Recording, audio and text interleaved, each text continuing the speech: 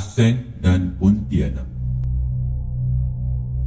Seng Toh Ah atau juga dipanggil Aseng, berumur 36 tahun, merupakan salah seorang banduan yang dikenakan hukuman mati di tali gantung. Dia pernah bekerja sebagai penjual ikan di pasar selama lebih daripada 10 tahun. Dia mendirikan rumah tangga pada usia 34 tahun tetapi tidak mempunyai anak. Perniagaannya kurang maju dan oleh itu sekali-sekala dia terpaksa meminjam wang untuk menyara isteri, ibu yang sakit dan seorang adik yang masih bersekolah. Oleh sebab tidak ada sesiapa yang sanggup menjadi penjaminnya, maka mana-mana bank pun tidak meluluskan pinjaman dia. Jadi dia terpaksa meminjam daripada Ah Long yang mengenakan faedah yang sangat tinggi. Pada suatu hari, dia bertengkar dengan Ah Long yang datang untuk mengutip hutang yang seharusnya dilunaskan olehnya beberapa bulan yang lepas. Dia naik berang apabila Ah Long itu menunjukkan pinjamannya yang berbaki RM8,000, sedangkan dia membuat pinjaman sebanyak RM5,000 sahaja pada beberapa bulan yang lalu. Lagipun dia telah menjelaskan hutang itu sebanyak RM1,000. Tetapi oleh sebab perniagaannya yang agak lembab, dia tidak dapat membayar hutang itu lagi sejak 2 bulan kebelakangan ini dan tidak menyangka jumlah itu akan meningkat menjadi RM8,000. Dia enggan memperakui jumlah pinjaman tersebut. Mereka bertengkar dengan hangat. Ah Long itu mengugut akan membawa lari isterinya sekiranya jumlah itu tidak dilunaskan keesokan hari. Dia naik berang mendengar ugutan itu dan merayu agar isterinya tidak diusik dan berjanji akan menjelaskan hutangnya. Namun begitu, Ah Long itu enggan betul ansur dan mula menolak dan menumbuknya beberapa kali dan mengugut Aseng akan menjadikan isterinya pelacur.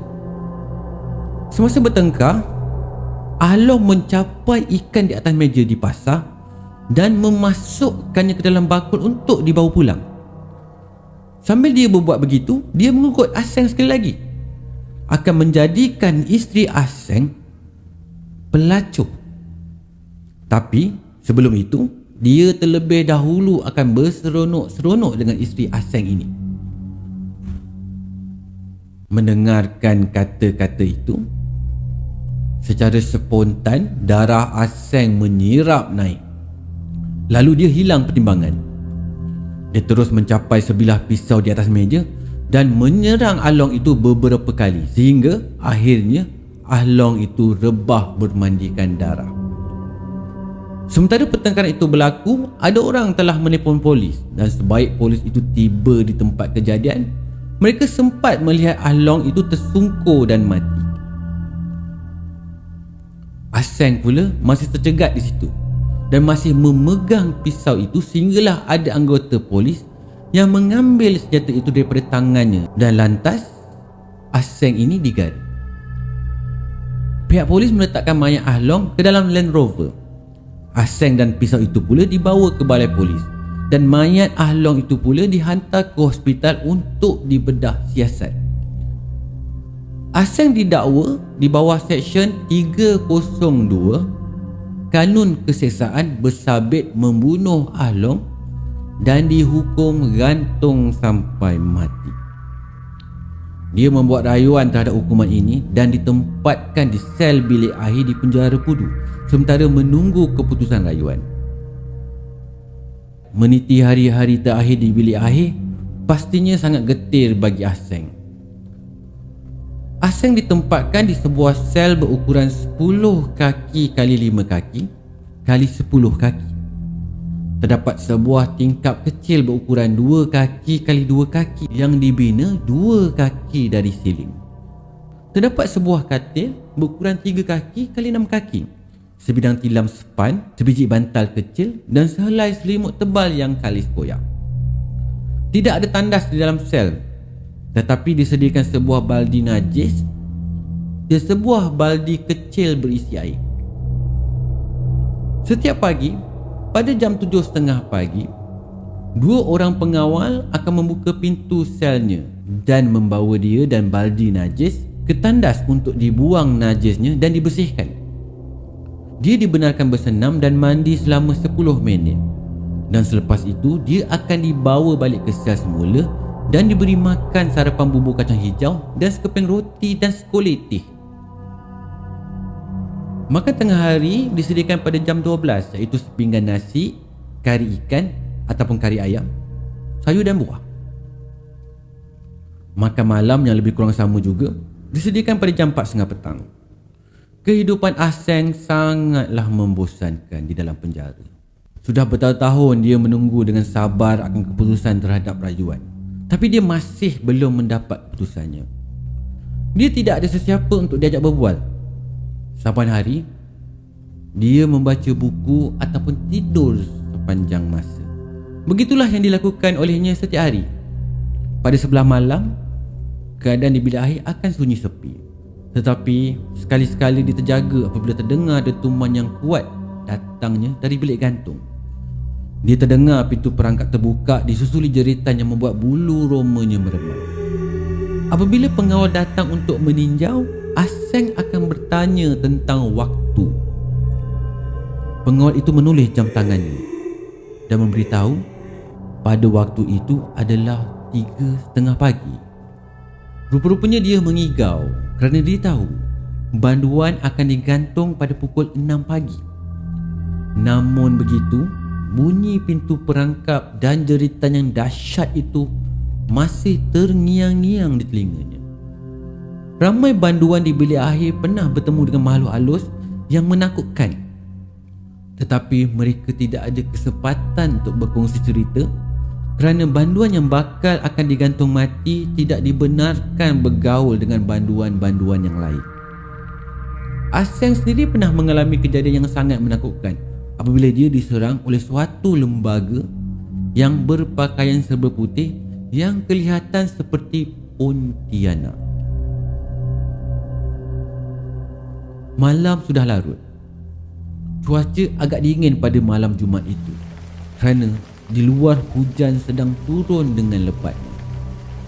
Dia tidak dapat menelapkan mata walaupun terasa mengantuk.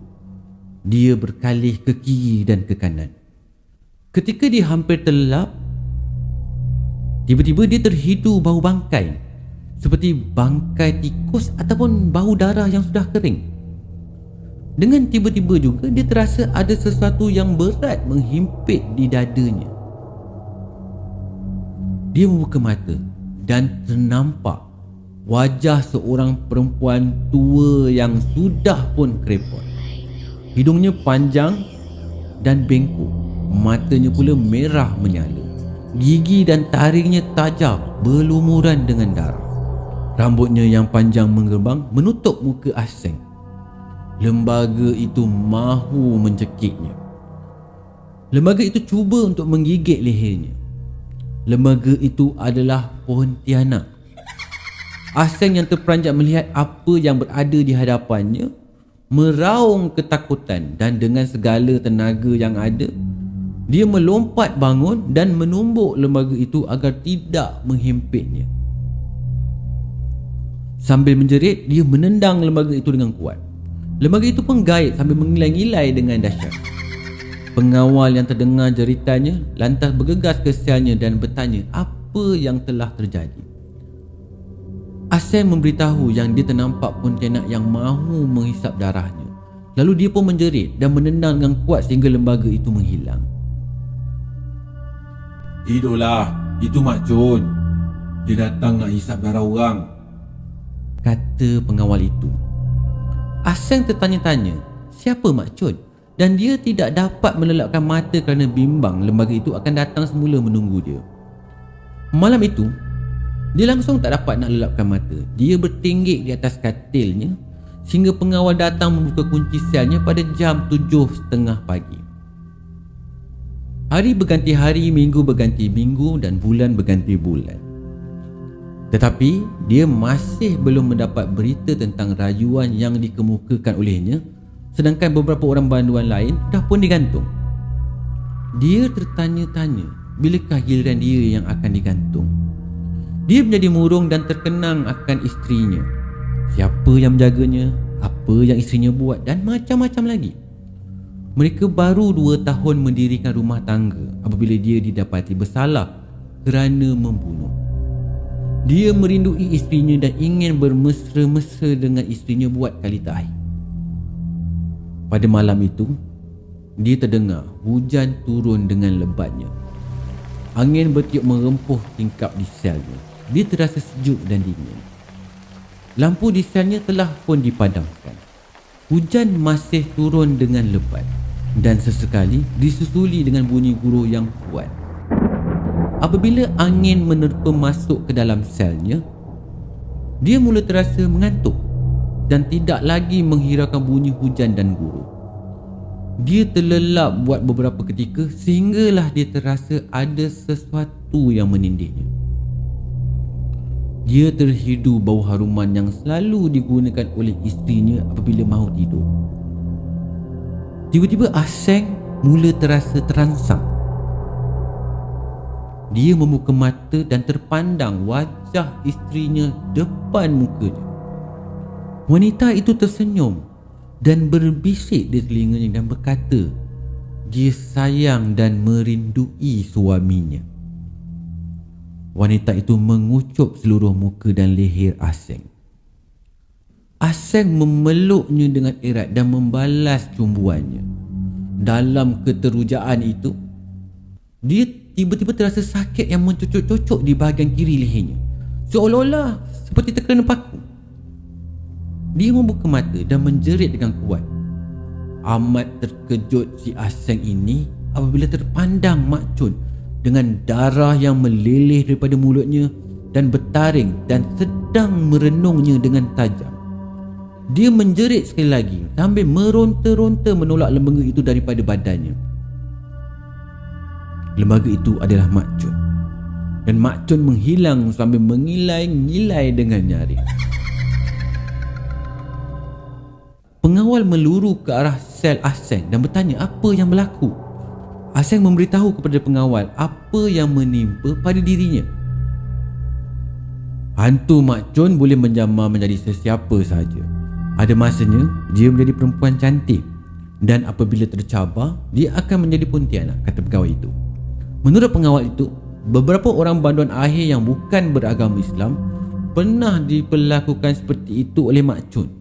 Tetapi dia tidak akan mengganggu banduan beragama Islam yang membaca ayat-ayat suci Al-Quran sebelum tidur.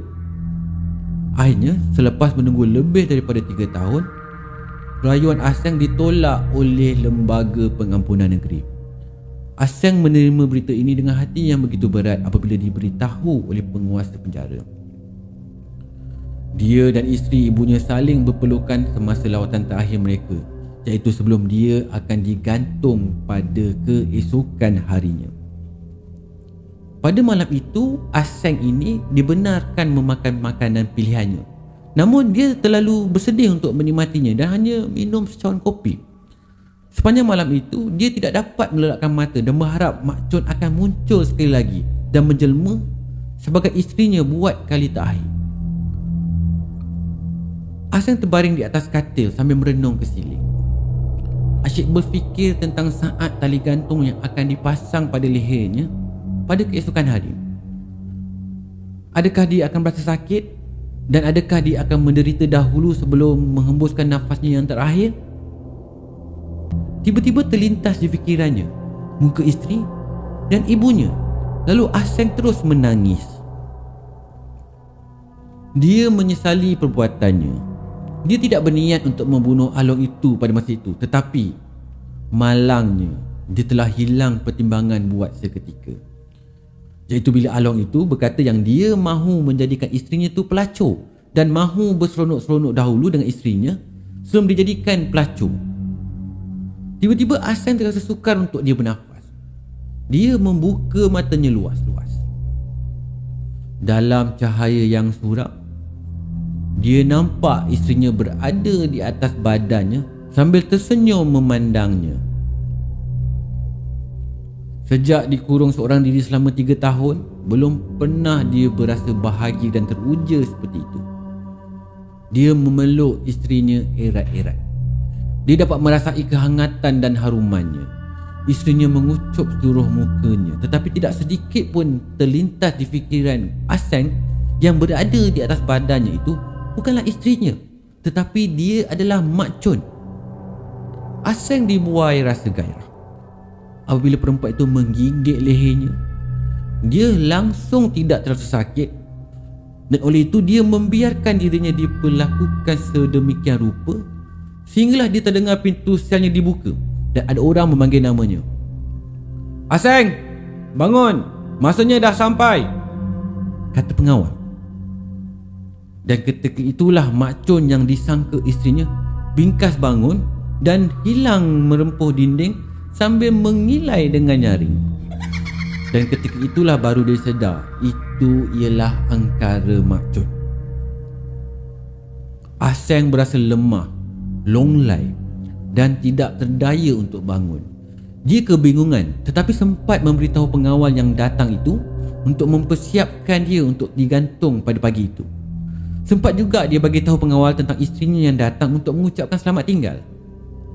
Walaupun Aseng lemah, dia masih mampu menyarungkan pakaian banduan yang bakal digantung. Waktu itu jam menunjukkan pukul 5.50 pagi dan ketika itu tukang gantung berpuas hati dengan segala persiapan yang telah pun dibuat. Aseng pula dipapah daripada kiri dan kanannya oleh pengawal dan dibawa keluar daripada selnya untuk bertemu penguasa penjara yang sedang menanti dia. Penguasa tersebut membaca waran pelaksanaan hukuman mati. Seng To Ah, nombor kad pengenalan 002020, seru penguasa itu. "Ya, saya," jawab Aseng. "Kamu didapati bersalah mengikut Seksyen 302 Kanun Kesesaan kerana membunuh Along. Dan dengan itu, kamu akan digantung sampai mati. Adakah kamu faham?" "Faham, Tuan," jawab Aseng lagi, lemah suaranya. Bilik gantung terletak 12 kaki daripada tempat banduan itu sedang berdiri dan hanya mengambil masa 15 saat sahaja untuk dia tiba di tali gantung. Tukang gantung akan menarik tuil pintu perangkap apabila mendapat arahan daripada penguasa dan banduan yang dililit lehernya dengan tali gantung itu akan jatuh dalam keadaan tergantung lalu meninggal dunia. Jam menunjukkan tepat pukul 5.58 pagi. Para pengawal meminta Aseng yang masa itu kepalanya telah ditutup untuk mara ke depan. Tetapi dengan tiba-tiba, Aseng tersungkur dan terlantar di lantai. Para pengawal tidak berdaya mengangkatnya. Aseng tidak memberikan sebarang tindak balas dan respon apabila dipanggil namanya. Seorang doktor yang hadir di tempat gantung diminta memeriksa badan Aseng ketika itu. Malangnya, doktor itu memberitahu Aseng telah pun meninggal. Laporan polis dibuat dan mayat Aseng dibawa ke hospital untuk dibedah siasat. Keputusannya, dia mati akibat kehilangan darah dan serangan jantung. Oleh yang demikian, Aseng tidak mati di tali gantung seperti yang ditetapkan oleh undang-undang, tapi dia mati akibat sakit jantung. Persoalannya, adakah darahnya dihisap oleh Mak Chun sehingga dia terkena serangan jantung? Tiada siapa yang mampu menjawab, hanya Tuhan yang Maha Tahu. Manusia merancang tetapi Tuhan yang menentukan. Kita boleh membuat bermacam-macam rancangan, tetapi ia hanya dapat dilaksanakan dengan izinnya. Pastinya Mak Chun seronok menyaksikan semua ini dan tidak sabar menunggu mangsa yang seterusnya apabila dia ketagih darah. Bersambung